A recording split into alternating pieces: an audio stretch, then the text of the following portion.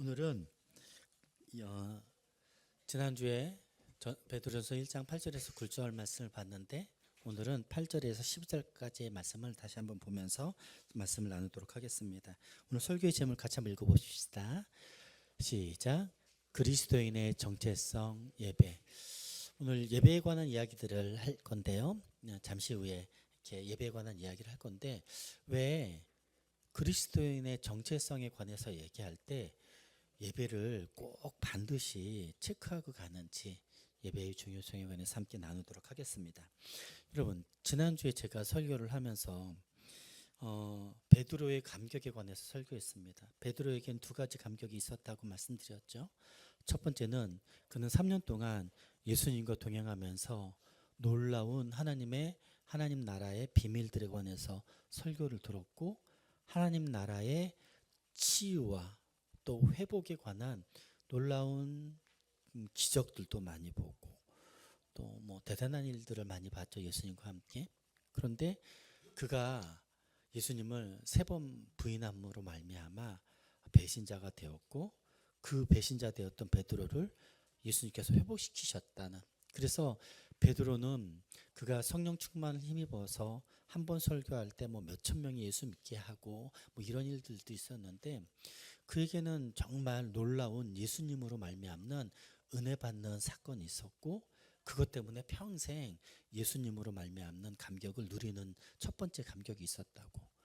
오늘 베드로 전서 1장의 말씀을 통하여서 특별히 8절 9절에 베드로는 이해하지 못하는, 예수님을 보지도 못했는데 예수님으로 말미암아 감격스러워하고 있는, 예수님을 보지도 못했는데 예수님으로 말미암아 구원받은 사람들을 보면서 그들의 신앙을 보고 그들의 예배를 보고 그들의 삶의 모습을 보면서 베드로는 두 번째 감격을 하게 됩니다.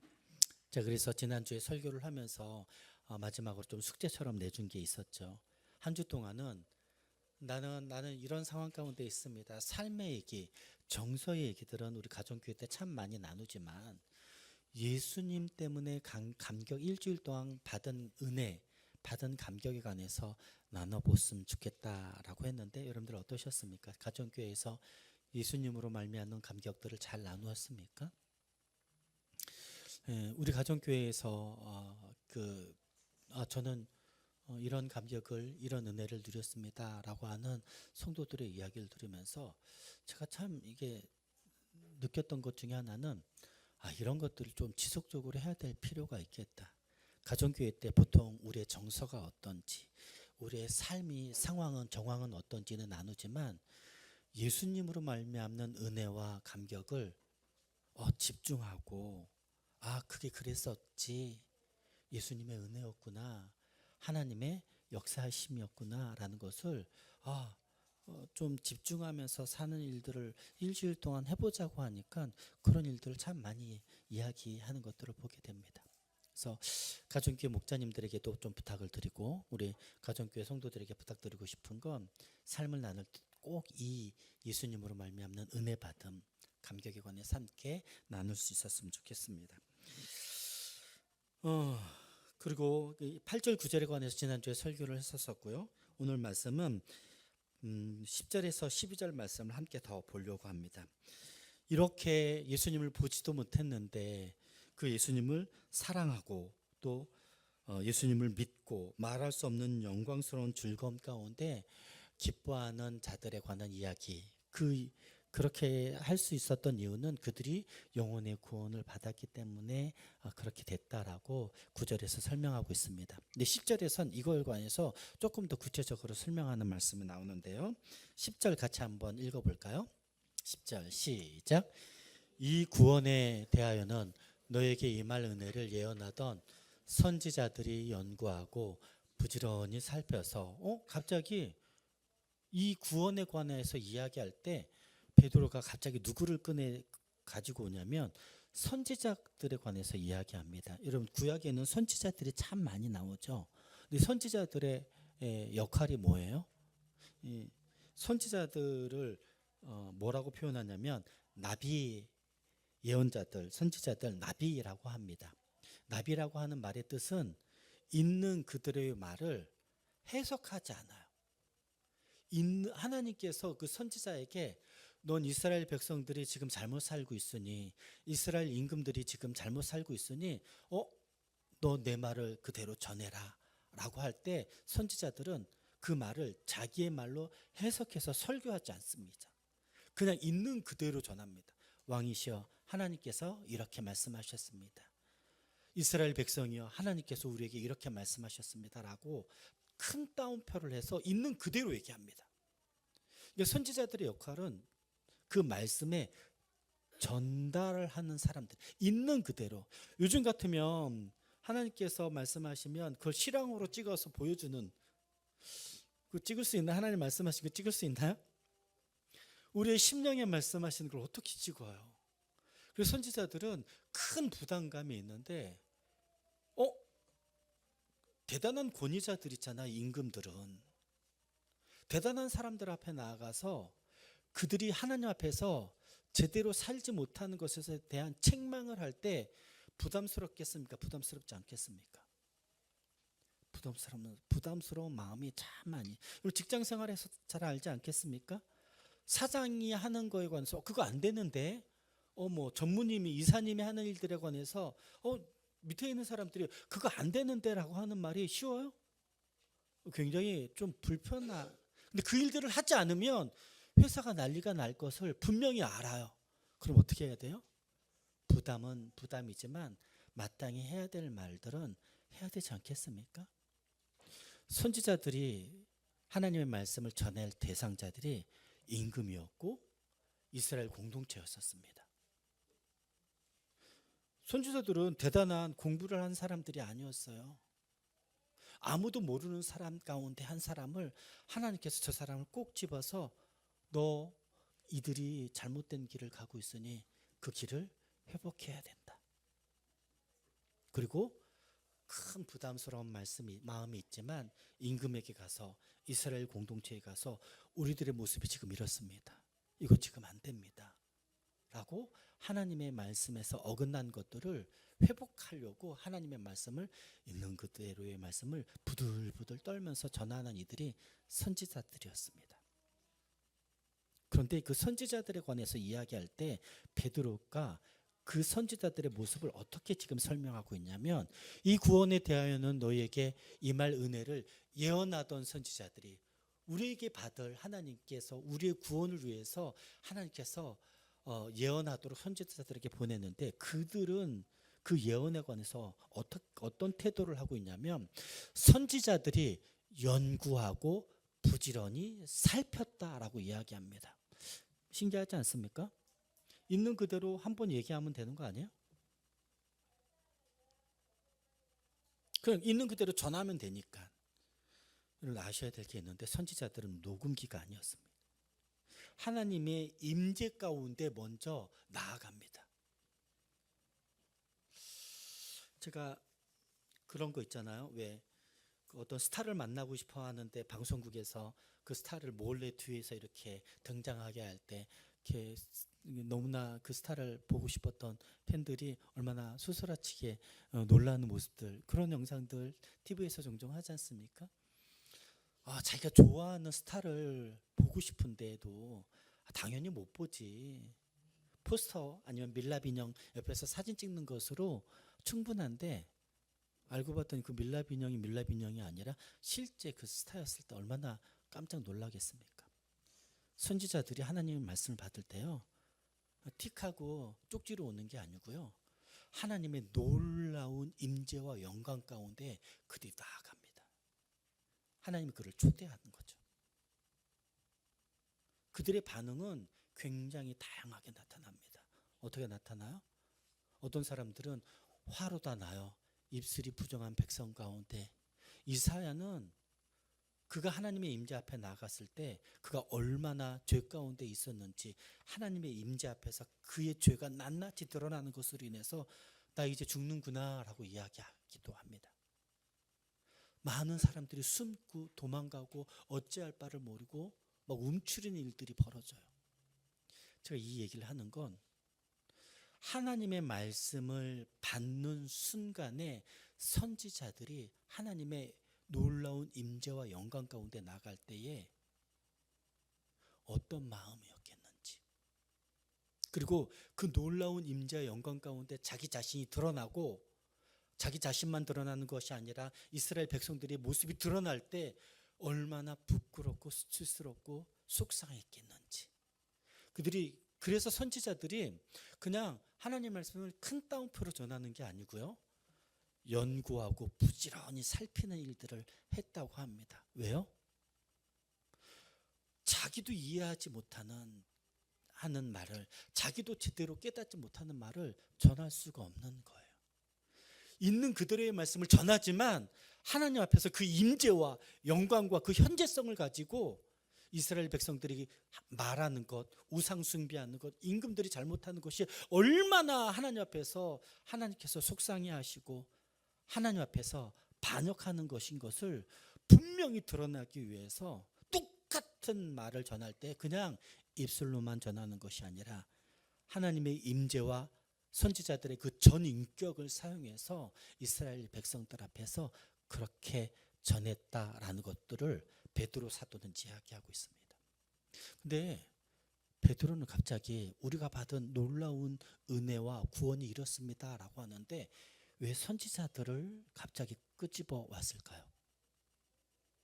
12절을 한번 보십시다. 12절. 이 섬김, 선지자들의 이 섬김, 여기서 섬김 받는 선지자들이 그렇게 하나님 앞에서 섬겼다, 연구하고 면밀하게 성실하게 살폈다라고 하는 것을 이야기하는 겁니다. 이 섬김 바가 같이 한번 읽어봅시다. 자기를, 시작. 자기를 위한 것이 아니요 너희를 위한 것임이 계시로 알게 되었으니, 선지자 스스로를 위한 것이 아니었다라고 얘기하는 겁니다. 누구를 위한? 하나님의 백성들을 위한 것이었다, 너희를 위한 것이었다라고 이야기하는 것이죠. 이것은, 시작. 이것은 하늘로부터 보내신 성령을 힘입어 복음을 전하는 자들로. 네, 이게 똑같은 말인데요, 이게 선지자들하고 같은 언어로 사용되는 겁니다. 보세요. 이것은 하늘로부터 보내신 성령을 힘입어, 하나님의 놀라운 영광 가운데 나아갔던 선지자들이 성령을 힘입어 그들이 살피고 면밀히 살펴서 연구해서 그 말씀을 있는 그대로 전했던 것처럼, 이제는 이건 구약시대의 선지자들이 그랬다면 이제 신약시대에서는 예수님의 12사도들이, 특별히 베드로 전설을 쓴 이 베드로도 마찬가지인데요, 이것은 하늘로부터 보내신 성령을 힘입어 복음을 전하는 자, 여기에 누구도 포함되어 있어요? 사도 베드로도 여기에 포함되어 있다는 걸 얘기하는 겁니다. 이것은 하늘로부터 보내신 성령을 힘입어 복음을 전하는 자, 요렇게 하는 사람들이 구약에선 선지자들이 했다면 예수님의 사역 이후에는 그 일들을, 선지자들이 했던 일들을 사도들이 그 일들을 감당하고 있다는 겁니다. 그런데 이 일들은 이제 너희에게 알린 것이요 라고 표현하면서 이 일들은 얼마나 영광스러운 것이었냐면 뒤에 천사들도 같이 읽어보겠습니다. 시작. 천사들도 살펴보기를 원하는 것이니라. 이 말의 뜻은 이런 하나님의 사람들이 복음을 전할 때에, 하나님의 말씀을 전할 때에 이 깨어진 세상에서 어떻게 하나님의 나라가 하나님의 말씀에 순종하는 이들로 말미암아 어떻게 하나님의 나라가 회복될지를 기대하는 마음으로 천사들도 흠모하면서 그 일들을 주목하고 있다는 것입니다. 일들, 선지자 또 사도들, 여기에서 이야기하는 성령을 힘입어 복음을 전하는 자들로 너희에게 알린 것이요. 우리는 그렇게 복음을 전해 들었습니다. 그럼 여기서 끝나야 되나요? 이 얘기는 더 확장이 되는데 어떻게 확장이 되냐면, 우리는 그렇게 복음을 전해 듣고 우리가 하나님 앞에서 불순종했음을, 죄 가운데 있음을, 우리 스스로는 구원받을 수 없음을 깨닫고 예수 그리스도의 십자가와 부활로 말미암아 하나님의 자녀가 된 것으로 끝나는 것이 아니라, 이제 이후로는 성령을 힘입어 복음을 전하는 자들이 바로 우리가 되어야 한다. 누구처럼? 베드로처럼.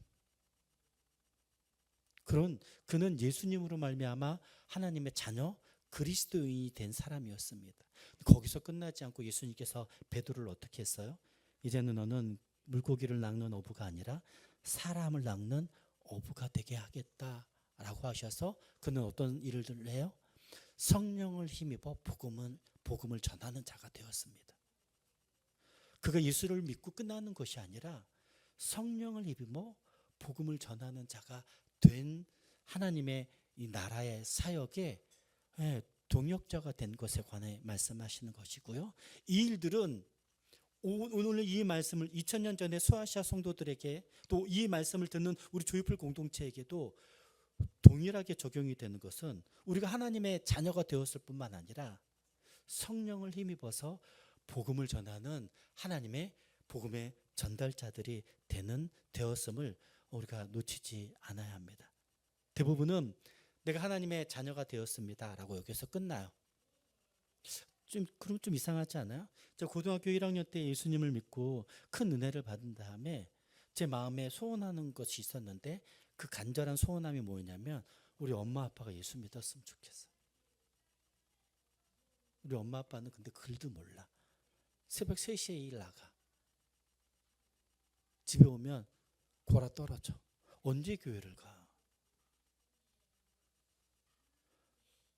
우리 아버님은 큰 누나 교회 다닌다고 그냥 교회 다닌다고 얼마나 제 앞에서 제가 그걸 보고 얼마나 깜짝 놀랐는지 몰라요. 제가 고등학교 때 교회 다닌다는 얘기를 엄마한테 했는데 엄마가 했던 말이 생생히 기억나요. 너 큰 누나 교회 다닌다고 할 때 어떻게 되는지 알지? 큰형 어떻게 되는지 알지? 막내였으니까 너 큰일 난다. 아빠한테 제발 들키지 마라. 이게 쉬운 일이 아니었습니다. 근데 그렇게 얘기하시는 분들한테 엄마 아빠 예수 믿는 게 엄마 아빠도 예수 믿었으면 좋겠어. 이거 어떻게 말을 뗍니까?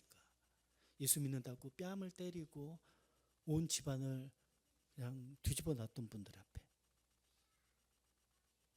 이게 제가 정말 쉬운 일이 아니었어요.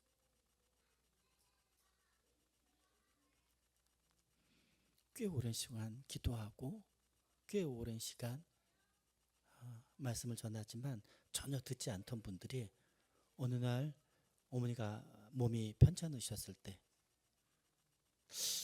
엄마 같이 하나님 앞에서 기도하는 일들이 있으면 좋겠어 라고 하는 말에 더 이상 견딜 수가 없으셨어요. 왜냐하면 응급실에도 밤이고 새벽이고 그렇게 막 실려 다니시는데 방법이 없는 거야.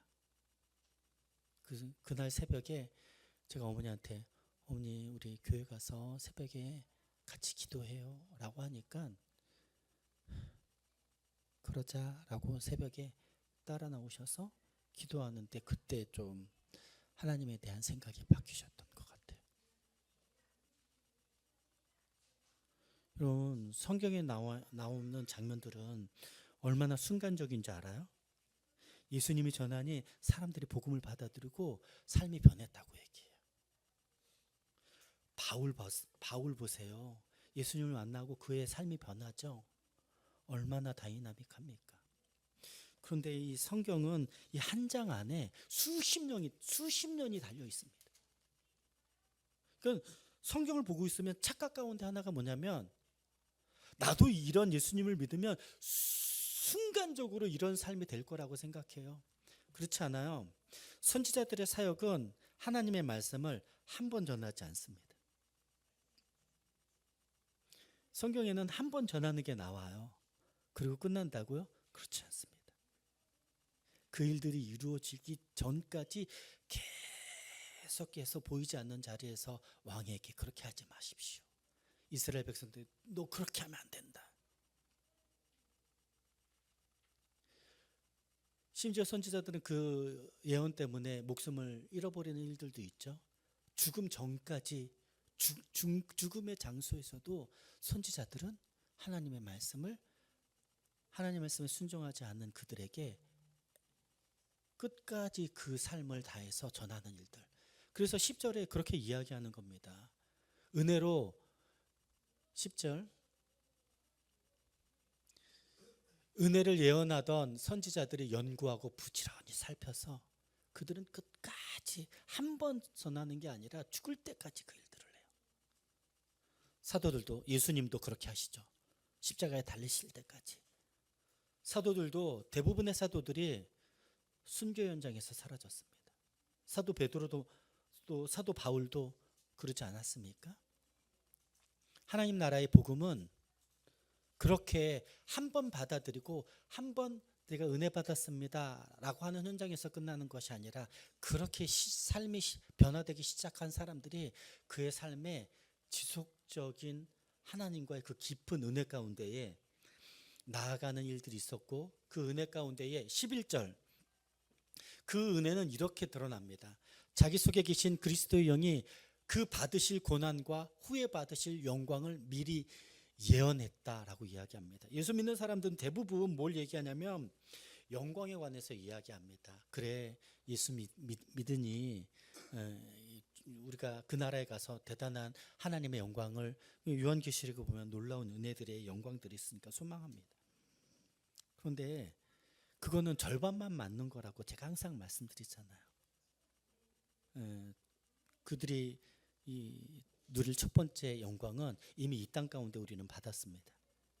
뭐냐면 하나님의 자녀가 되는 영광이에요. 하나님의 자녀가 되는 영광. 이게 영광입니까? 영광이 아닙니까? 이거 굉장히 중요한 얘기인데요. 우리가 하나님의 자녀가 되었다는 게, 여러분들 어떤 라이센스를 따서 그렇게 됐습니까? 아니면 좀 돈을 많이 내서 그랬습니까? 아니면 학식이 높아서 그랬습니까? 성경은 하나님의 자녀가 되는 영광을 이야기할 때 우리가 할 수 있는 일은 아무것도 없다고 이야기합니다. 오직 하나님의 계획에, 이 깨어진 세상에 그의 아들 예수 그리스도를 내어주기까지 하시는 놀라운 하나님의 사랑 때문에 우리가 하나님의 자녀가 되는 영광을 누렸다. 그런데 우리가 그런 하나님의 자녀가 된 은혜를 누린 것이 수십 년 되다 보니까 우린 지금 하나님의 자녀가 됐는데 그 영광이 아직도 찬란하게 영광스럽습니까? 아니면 그래, 영광이었지, 그래 하나님 자녀 됐잖아, 그 어쩌라고. 어떤 사람은 그 시간이 수십 년 지나다 보니까 영광이라는 단어가 그냥 그래 단어로 있는 사람들이 있어요. 그런데 이 하나님의 자녀의 감격, 하나님의 자녀가 된 영광을 매일마다 누리는 사람들은 어떤 사람이냐면, 그 하나님의 임재 앞에 매일매일 나가는 사람만이 그 영광을 날마다 누릴 수 있는 사람이라고 이야기합니다. 그래서 저는 예수님을 믿을 때 받는 고난도 있고 영광도 있는데, 처음 그 영광, 나중에 그 영광뿐만 아니라 처음과 그 나중에 이 영광이 우리의 매일의 일상 가운데 누리는 영광을 누리지 못하는 건 그리스도인으로서 가장 이건 안타까운 삶의 현장이겠다라는 생각을 해봅니다. 지난주에 제가 영성 수련을 요즘 받고 있다고 말씀드렸는데, 영성 수련을 받으면서 같이 기도하는 가운데 하나님의 말씀을 보고 함께 묵상하는데 아가서 말씀을 봤었습니다. 그 자리에서 그 여러 장의 말씀을 보는데, 저에게 다가왔던 말씀은 나의 사랑하는 자여 나와 함께 나에게 나아오라 라고 하는 말씀이었습니다. 그래서 제가 이 말씀을 이렇게 묵상하는데, 하나님, 저에게 왜 이런 말씀을 와닿게 하셨습니까? 라고 하고 묵상하고 있는데, 하나님이 나를 부르실 때에 주님의 언어로 부르시잖아요. 근데 하나님의 언어는 얼마나 폭발적인 능력이 있냐면, 빛 있으라라고 이야기할 때 온 세상에 빛이 있어지는 그 말씀의 능력이 있는 말씀입니다.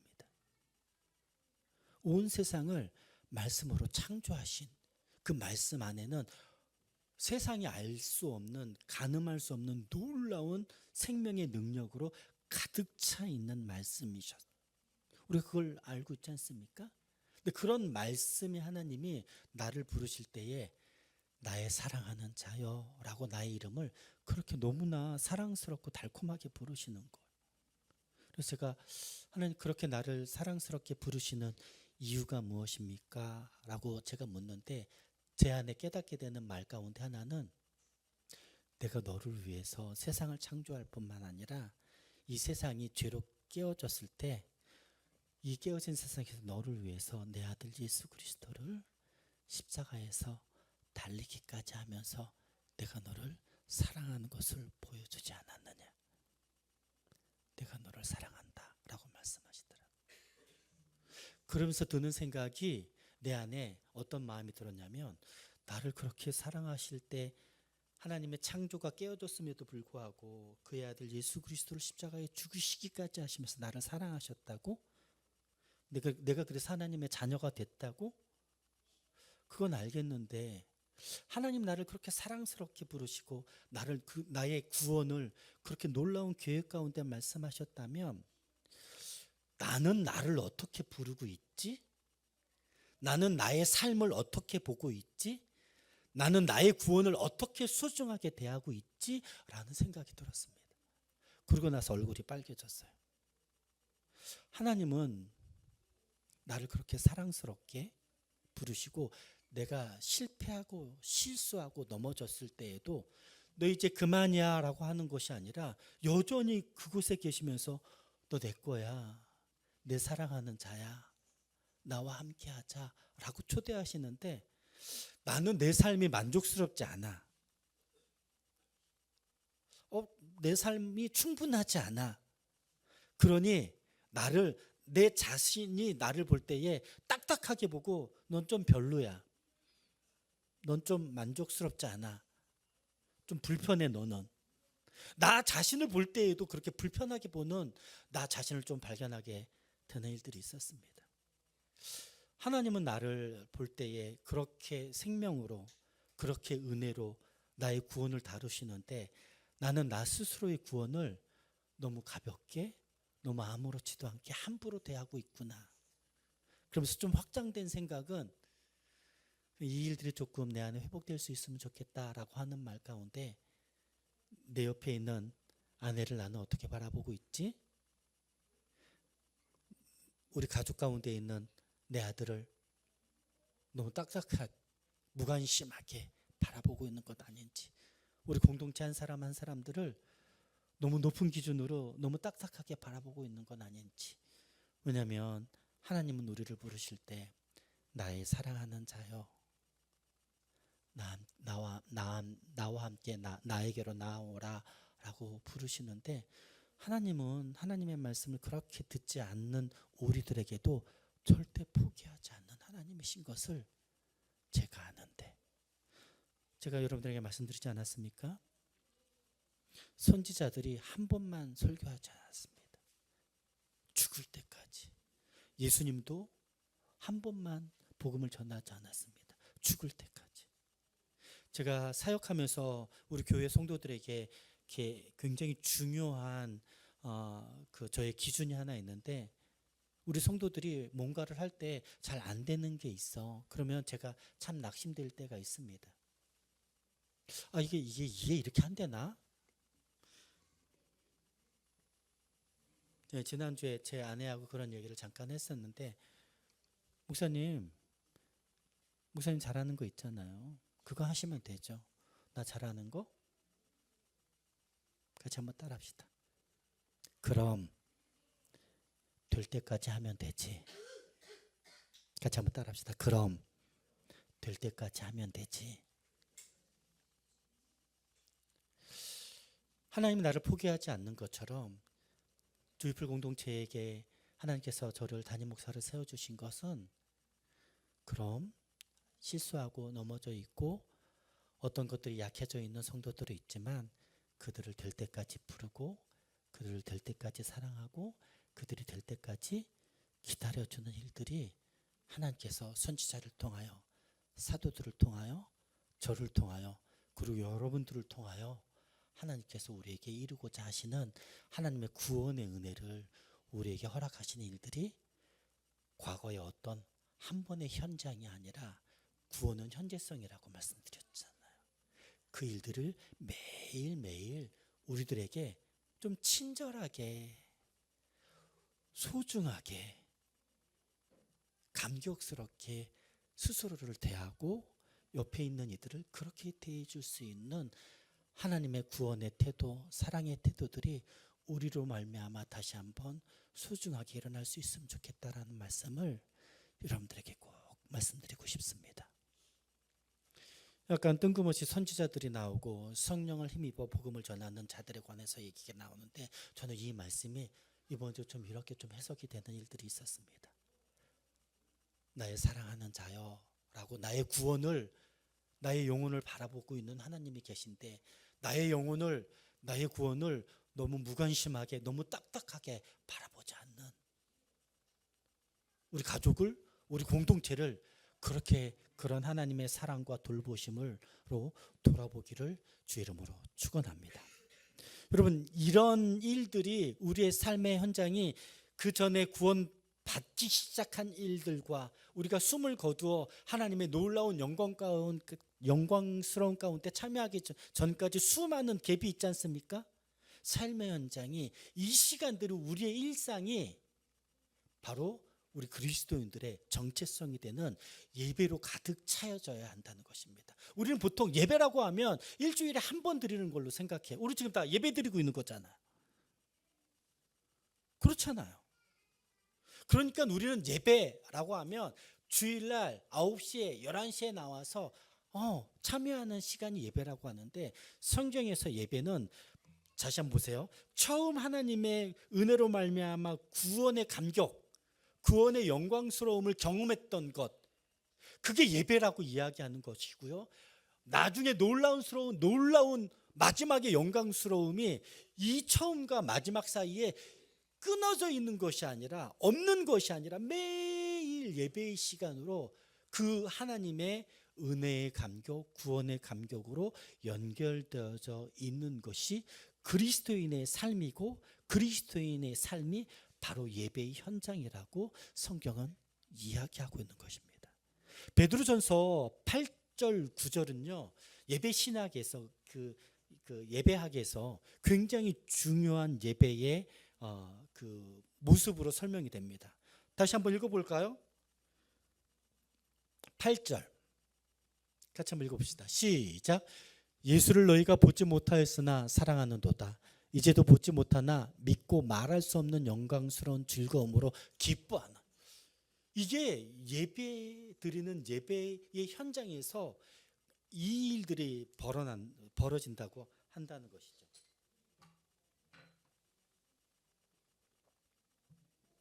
우리가 첫 번째 찬양을 할 때 때로는 너의 앞에, 제가 이 찬양을 너무 좋아하는데 얼마나 좋아하냐면 이 찬양 하나로 1시간을 했던 적이 있습니다.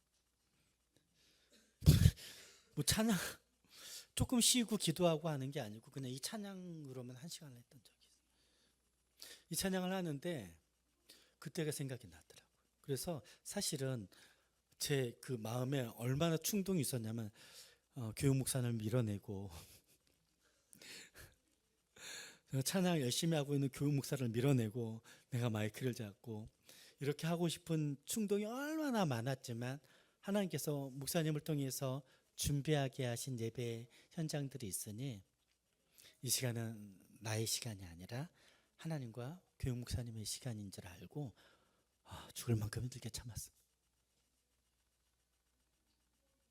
그럼 그 찬양할 때 정말로 그렇게 넘어지고 지쳐있고 힘들고 쓰러져 있는 나를 그렇게 따뜻하게 부르시는 하나님의 사랑 앞에 나아가셨습니까? 저는 그 찬양을 하는 내내 그 생각으로 우리 성도들 지금 그런 하나님의 임재와 영광과 따스함 가운데 나가고 있나? 이 시간을 나만 누리는 건 아닌가라고 하는 대단한 좀 안타까움이 있었어요. 그 안타까움에 제가 기도하는 건 뭐였냐면, 하나님의 백성들을 제가 일하지 않습니다. 하나님이 일하십니다. 목사가 오해하는 것 가운데, 착각하는 것 가운데 하나는 내가 해야지, 내가 말해야지, 내가 이 시간에 뭘 해야지 라고 생각하는. 그래서 참았어요.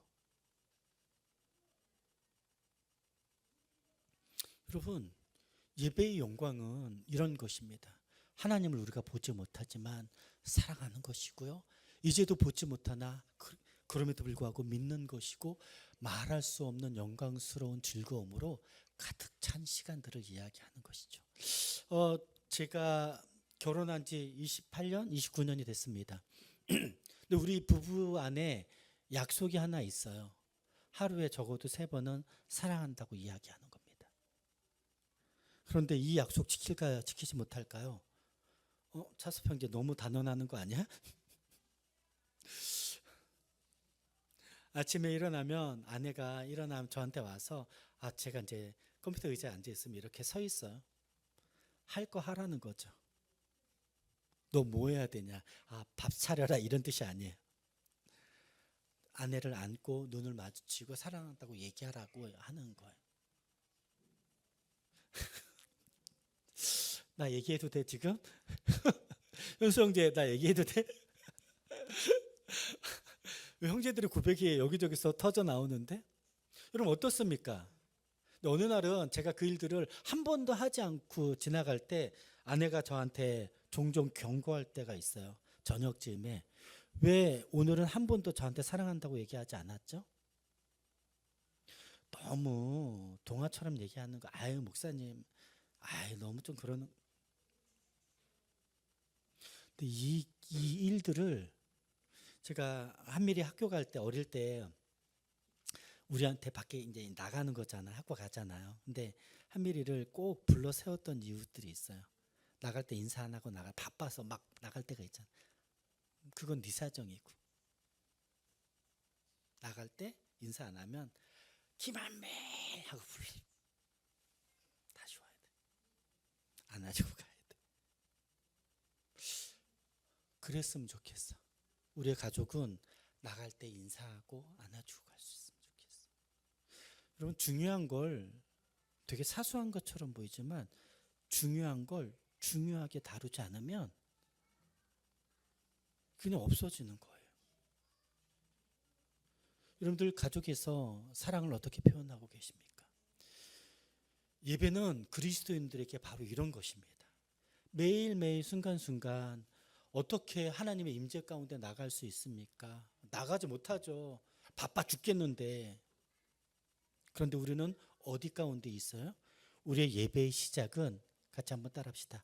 하나님의 자녀가 된 것입니다. 시작. 하나님의 자녀가 된 것입니다. 예배는 언제 시작할 수 있냐면 하나님의 자녀가 되지 않으면 하나님의 자녀가 되지 않으면 예배를 시작할 수 없습니다. 베드로전서 1장 2절 말씀, 주보에는 1절이라고 되어 있는데 제가 좀 실수했습니다. 1장 2절 말씀 같이 한번 읽어봅시다. 시작. 곧 하나님 아버지의 미리하심을 따라 성령이 거룩히 하심으로 순종함과 예수 그리스도의 피 뿌림을 얻기 위하여 택하심을 받은 자들에게 편지하노니 은혜와 평강이 너희에게 더욱 많을지어다. 하나님의 미리하심과 택하심을 받은 이들, 그래서 우리가 하나님의 구원을 받았다라고 하는 것이죠. 우리의 예배의 출발점은 우리가 하나님의 택하심, 그래서 하나님의 자녀가 되었기 때문에 예배가 시작될 수 있다는 것입니다. 그러니 우리는 모두 다 주일 예배를 드리는 것뿐만 아니라 일상의 삶에서 주님과 함께 하나님의 자녀가 되었으니 호흡하는 것, 말하는 것, 행동하는 것이 예배의 삶이 시작되는, 그렇게 시작되는.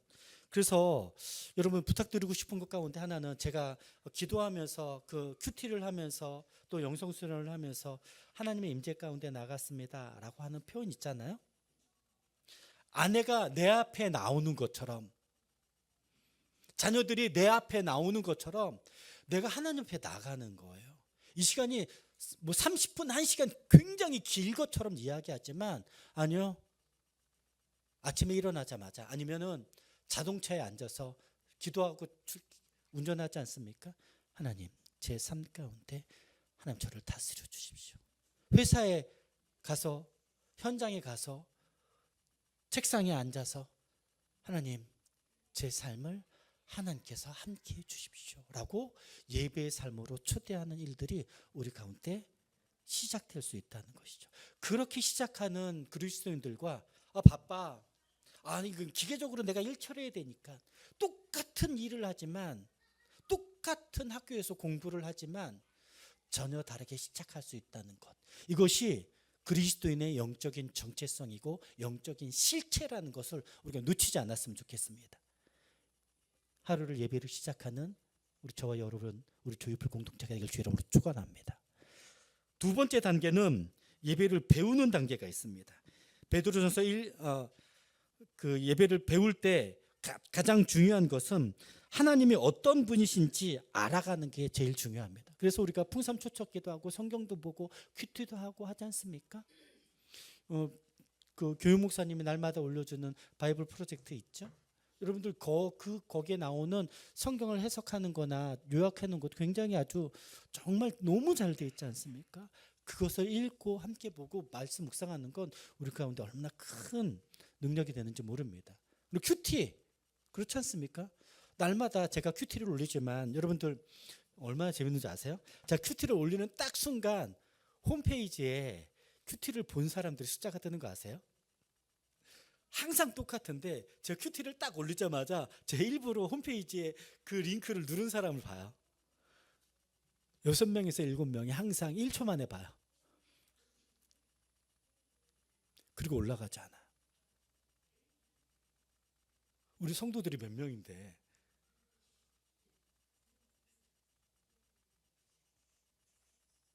그리고 오후에 카운트들이 조금씩 올라가죠.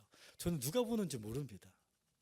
근데 1초만에 보는 사람들은 6명에서 7명이 있구나라는 건 제가 압니다.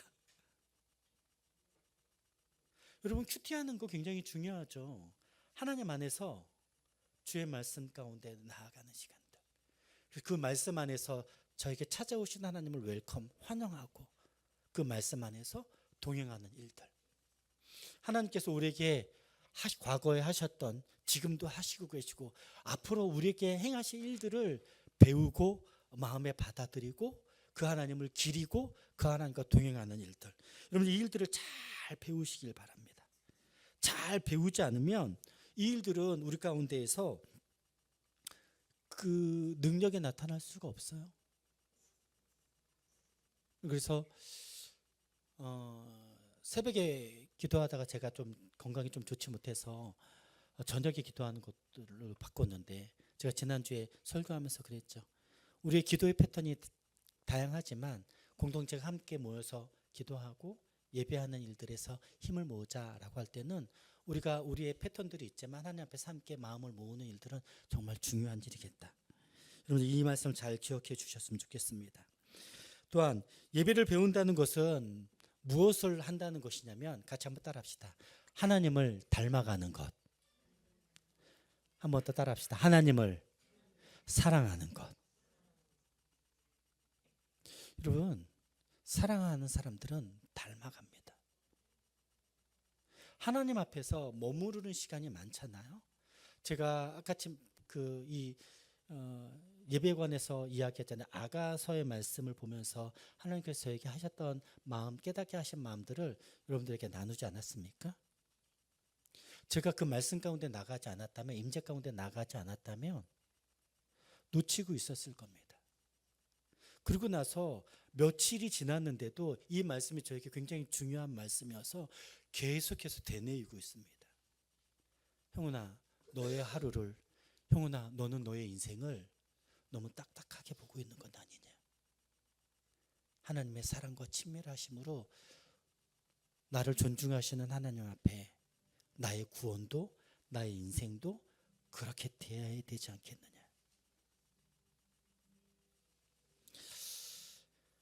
요즘 우리 가정에서 굉장히 무서운 사람이 한 명 있는데 우리 아들입니다. 우리가 좀 건강이 좋지 못하니까 한미리가 아빠 밤에 뭐 먹는 것 좀 하지 마세요 라고 하기 시작했어요. 사실은 몇 달 전부터 아내한테 그랬거든요. 근데 저는 해당 사항이 없어요. 전 매일 운동하고 하니까 아들이 이렇게 지켜보더니 아빠도 안 되겠어요.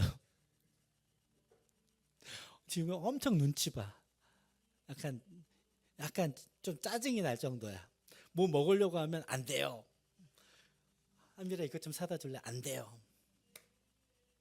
그러고 나서 누리는 유익이 있는데 아내가 몸무게가 꽤 많이 빠졌어요. 아내는 아침에 일어나자마자 큐티하고 운동해요. 그리고 군것질 하지 않고 한밀히 눈치를 봐요. 저도 운동하고 와서 먹는 거 외에는 자꾸 눈치를 봐서 속상해요.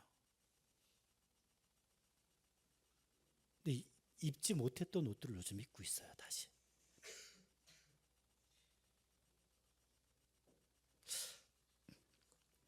여러분, 한밀이는 우리를 사랑해요.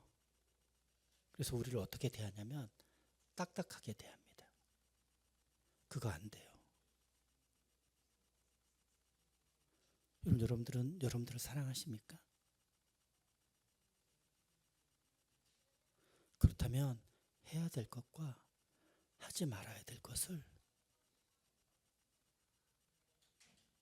정말 잘 소중하게 지키는 사람들이 되길 주 이름으로 부탁드립니다. 예수 믿었는데, 예수 믿은 지 수십 년이 됐는데 아직 하나님의 말씀을 하루에 한 번도 읽지 않고 하나님의 임재 가운데 나가는 기도도 하루에 한 번도 하지 않는다면, 제가 말씀드렸잖아요. 처음 예수 믿었던 하나님의 감격과 영광, 마지막에 있을 하나님의 감격과 영광이 있는데 이 사이엔 아무것도 없는 사람이 되는 겁니다. 그러니 하나님을 닮아가지도 않고 하나님을 사랑하지도 않으니 이 깨어진 세상에서 어떻게 하나님의 나라를 세울 수 있는 운동력이 어떻게 생겨날 수 있겠습니까? 부탁드리고 싶은 건 우리가 배운 대로 그 일들을 하지 않잖아요. 우리의 몸이, 우리의 영혼이, 우리의 구원이, 우리의 믿음이 매일매일 안 좋아지는 상태로 흘러갈 수밖에 없다는 겁니다. 이 진단을 하지 않으면 올해 그러고요. 이제 송구영신 예배 드리고 2026년이 올 건데 내년도 똑같을 겁니다. 이거 좀 굉장히 좀 심각하게 받아들일 수 있으면 좋겠습니다. 하나님 우리를 사랑하시기에 기다리시고 너무나 친절하게 말씀하시지만 그 일들이 반복될 때에는 제일 큰 것은 우리의 영혼이 망가진다는 것을 잊지 마십시오. 세 번째, 예배로 살아가기입니다. 많은 그리스도인의 삶 가운데에 감격이 사라지고 힘을 잃어버렸다라고 이야기하는 사람들이 있습니다. 왜냐하면 왜 그렇습니까? 라고 물어볼 때 사람들이 뭐라고 하냐면 우리의 삶이 너무 팍팍해서 그렇습니다 라고 이야기합니다. 네, 그것이 사실입니다. 그렇죠. 너무 우리 상황이 좋지 않으니까 요즘 하늘자매는 집에 12시에 들어온다며? 아유, 어떻게 그렇게 살아? 새벽같이 나가는 사람도 있고 또 밤늦게 또 쉬는 시간 없이 집에서도 일을 하는 사람들도 있습니다. 그러니 너무 피곤한, 맞아요. 그게 사실일 수 있겠어요. 그런데 그것이 정말 100%이겠습니까? 이것 가운데 하나를 성경은 뭐라고 이야기하냐면, 맞아, 삶이 팍팍해진 것도 있지만 당신이 예배의 현장이었기 때문에 그래 라고 진단합니다. 왜냐하면 우리는 젖붙인 포도나무라고 요한복음에 그렇게 나오지 않습니까?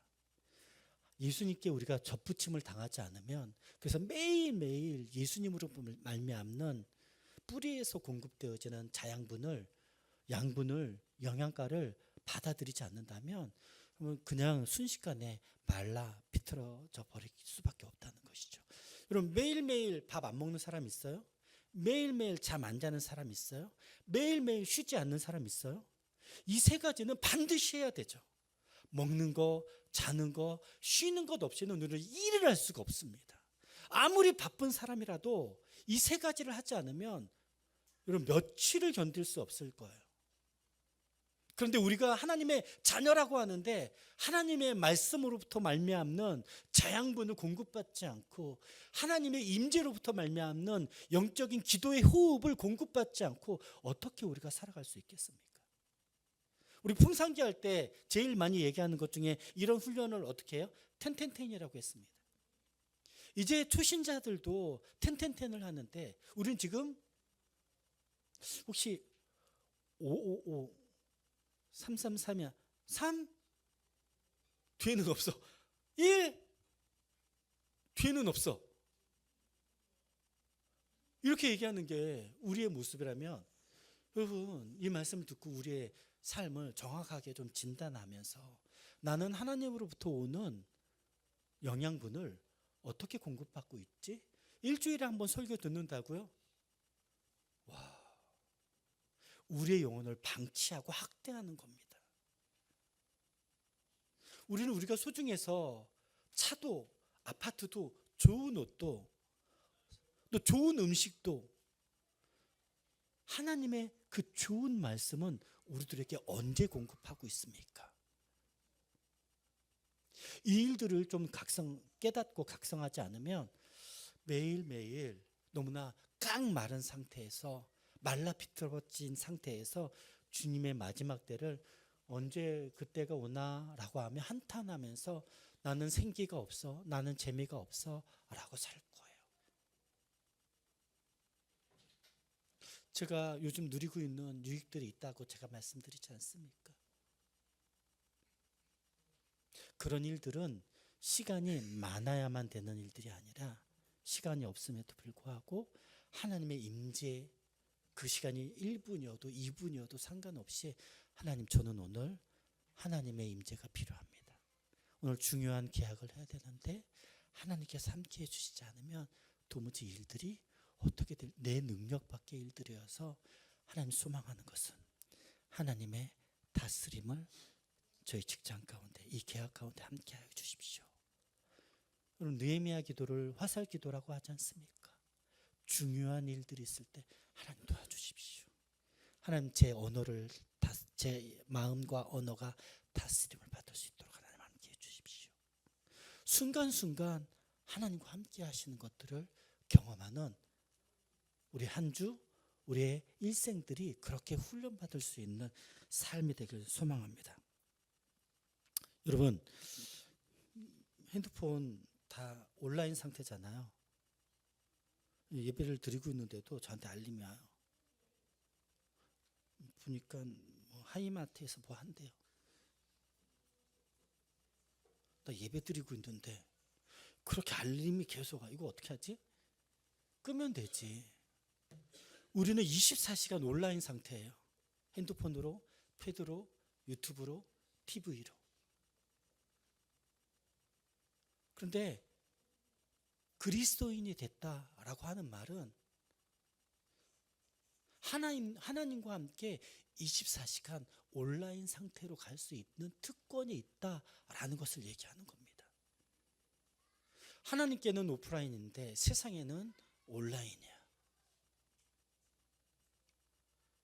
그리스도인이 됐다라고 하는 것은 하나님과 동행한다라고 하는 것은 심지어 저는 매번 그러는 건 아니지만 자주 골아 떨어지니까 매번 그러는 건 아니지만 중요한 시간들이 있을 때 하나님 제가 깨닫지 못하거든 꿈속에서라도 저를 깨워주셔서 하나님 깨닫게 해주셨으면 좋겠습니다라고 잠자리에서조차도 기도할 때가 있습니다.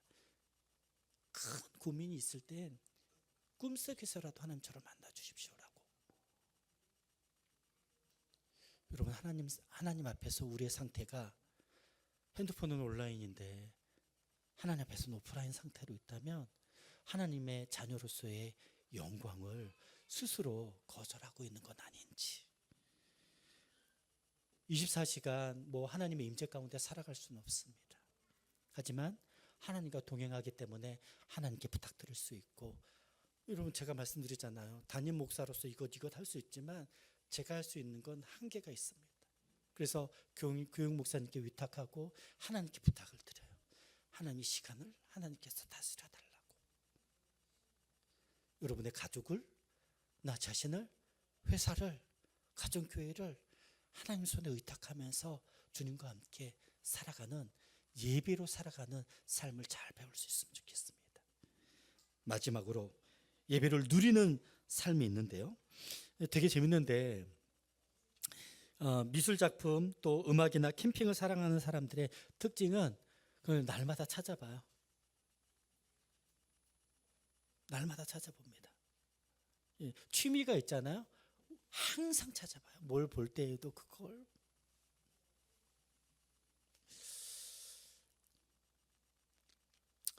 마가복음 1장 35절 말씀 같이 한번 읽어볼까요?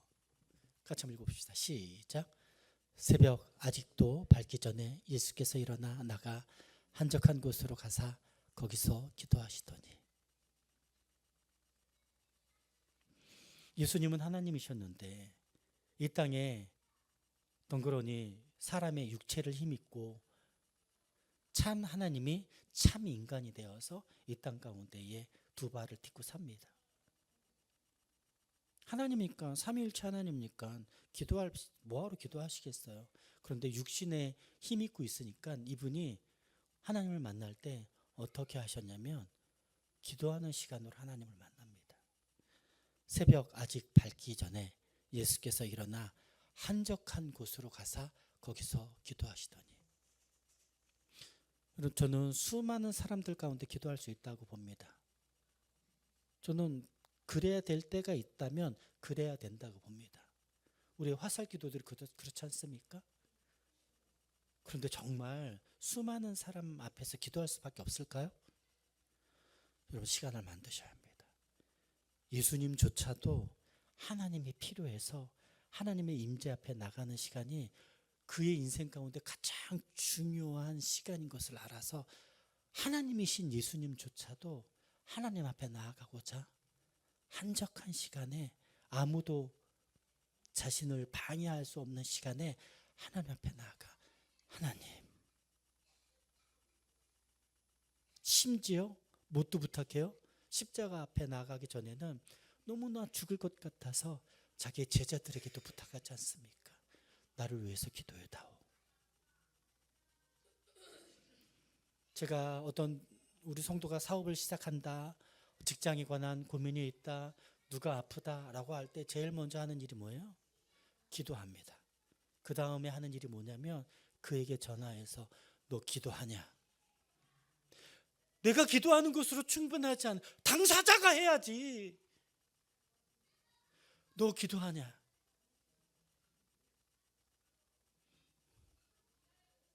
목사님, 영험하신 목사님께 기도 부탁을 했으니 충분한 겁니까? 저는 무당이 아닙니다, 여러분. 하나님께서 나에게 이 자리를 맡겨주셔서 여러분들을 사랑하고 여러분들을 말씀으로 가르치고 여러분들의 힘이 되어주도록 사역을 하지만 저는 무당이 아니에요.